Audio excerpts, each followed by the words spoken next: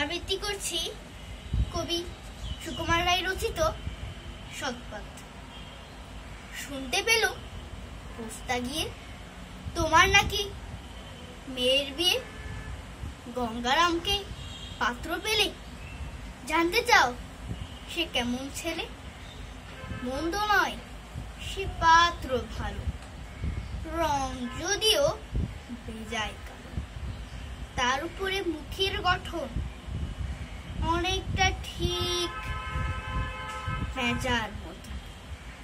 বিদ্যে বুদ্ধি বলছি মশাই, ধন্যী ছেলে অধ্যবসায়। 19টি বার ম্যাট্রিকে সে ঘায়েল হয়ে থামল শেষে। বিষয় আসয় পুরি বেজায়, কষ্টে সৃষ্টে দিন চলে যায়। মানুষ তো নয় ভাইগুলো তার, একটা পাগল একটা গোয়ার, আরেকটি সে তৈরি ছেলে জাল করে নোট গেছেই জেলে। কনিষ্ঠটি তবলা বাজায়, যাত্রা দলে 5 টাকা পায়।